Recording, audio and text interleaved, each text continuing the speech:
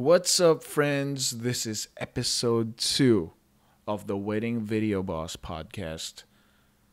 Choosing the right camera. I'm your host, Paul Santiago, and today we are going to talk about the most important questions you need to ask yourself when it comes to choosing the right camera. But first, let me give you a quote. Actually, I have 2 quotes, which I feel like it's going to be important in this episode. First quote: money spent on good quality gear is always money well spent.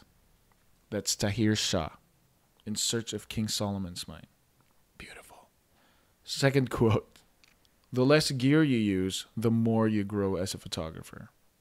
Although there are fewer options available, you'll find more creative ways to capture what you feel. In a way, all your technical options before turn into creative solutions that improve your photography even more. That's from Marius Vieth. He's a photographer and author. So finding the right camera is so vital to what kind of story you have to tell. So here are 10 questions that Premium Beat have posted that I actually want to answer with you. Choosing the right camera coming right about now.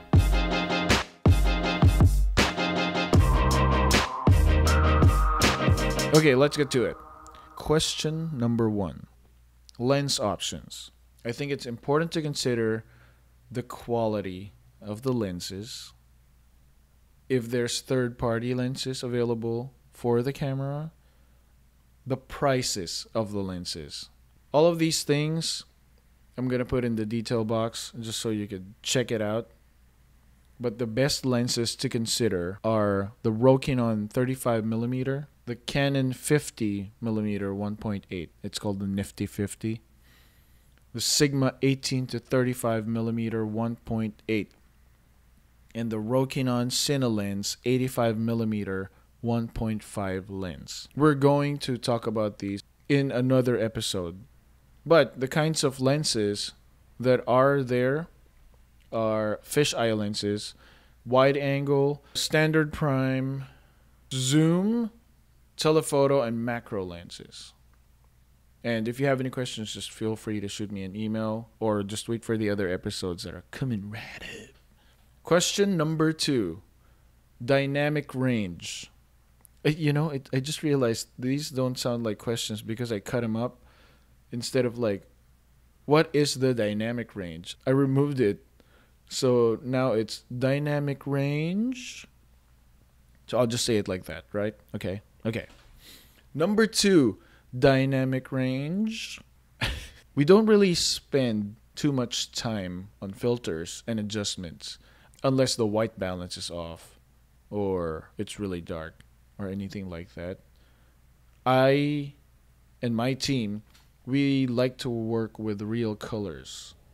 So it really depends on the style that you found, on the style that you've mastered. For us, we just want the colors to pop. We just want it to be real.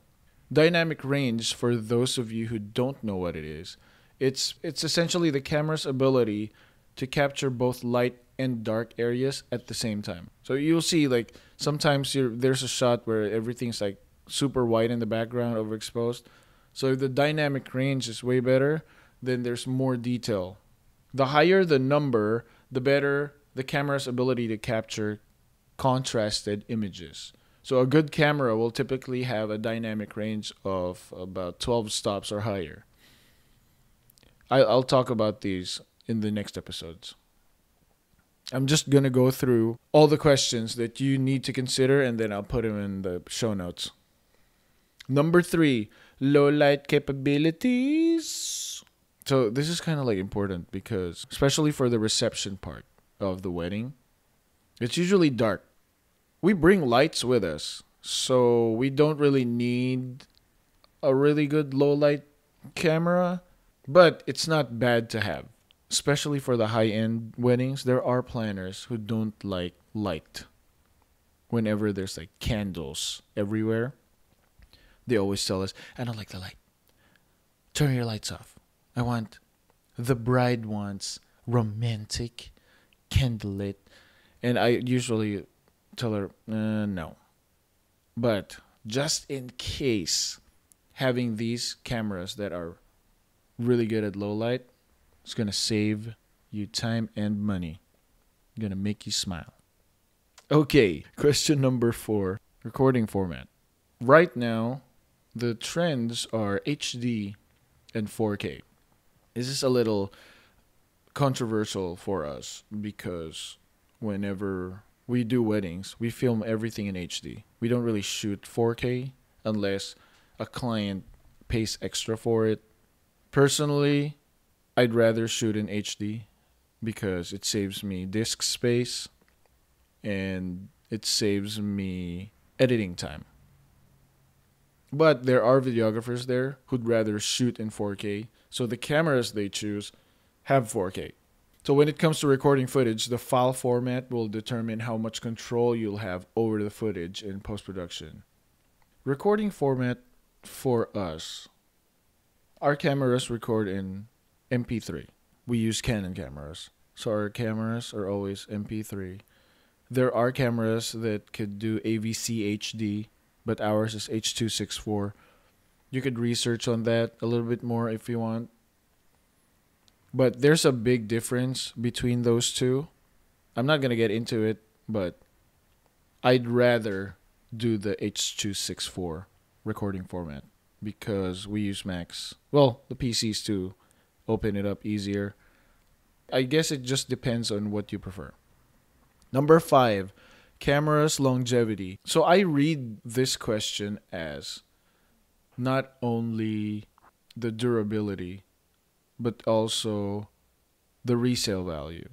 Because yeah, you could get these cameras that are a little bit more expensive, and I'm pretty sure they're gonna last longer. But for me, longevity includes the resale value. Like after 5 years, how much is this gonna be? So I feel like it's easier for us to buy a camera when we consider the quality and also the resale value. Kind of like for us, we have 5D Mark IVs, and the resale value for 5D Mark IVs are pretty good because they're good photo cameras too. I don't know about the other cameras, but I can speak for myself when I say the Canon 5D Mark IVs are so easy to sell. Number 6, what type of cards does it take? So right now there's 2 card formats, an SD, which is most of the time the cameras take SD cards, and the CF card, which is what photographers use. I don't know other videographers if they use CF cards. Let me know if you guys use CF cards. But other cameras can do dual card slots. The 5D Mark IVs can do dual card slot, but they can only do dual card slot recording for photos. For video, they can't.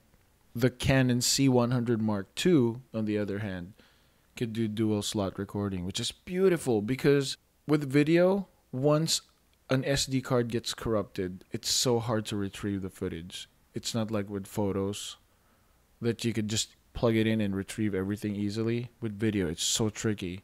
And I don't really want to go through that. So having that dual card slot recording is amazing. And it's kind of like frustrating a lot of wedding videographers currently because the new cameras that are coming out are not coming out with a dual card slot recording, so it's kind of like disappointing everyone.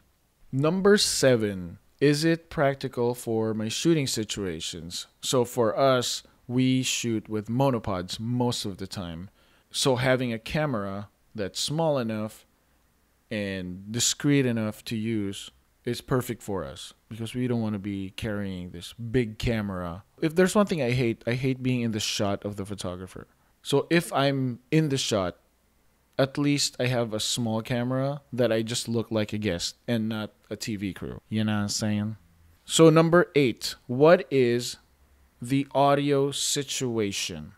I don't know about the audio situation for the other cameras either. But for the cameras we use an external shotgun mic, which is the Rode shotgun mics. And we just plug it into our DSLRs and mount it on the shoe mount. And it works. And it gets really good audio. So I would suggest buying an external audio. I'll put a link down at the show notes. Number 9, can it output footage? I think for people who want to do corporate stuff, this would be a very big factor for you because outputting footage, I think, means if you want to live stream, which is usually for corporate gigs. So I don't really use it. Number 10, what is the crop factor? So the crop factor is often overlooked by beginners when they're looking for a filmmaking camera. Some people say that getting a full frame camera is not that important, but man, I really like full frame because a camera with a bad crop factor will make it nearly impossible to get wide angle shots. For weddings, having that really nice establishing shot or whenever you try to get like a group photo or something, it makes a huge difference. You're limited to either using a super wide angle lens or speed boosters. So all I can say is if you decide on going full frame, you're not going to regret it, baby. Here are the commonly used cameras for wedding videography. The Panasonic GH5, the Sony a7R III, the Canon 5D Mark IV, and the Canon C100 Mark II. These are arranged according to price, not by rating or nothing like that. So, if you're just starting out, I would suggest going small, save yourself money, because you still have to figure out if the camera is a right fit for you. So don't assume that choosing the most expensive camera will make you a master of your craft. Make sure to put these in mind: resale value, store location, the proximity of service, and the quality of service. So feel free to email me, contact me if you have any questions. I would love to hear your struggles and your suggestions. Don't forget to subscribe. Thank you so much for listening, and stay tuned for the next episode of The Wedding Video Boss. Peace.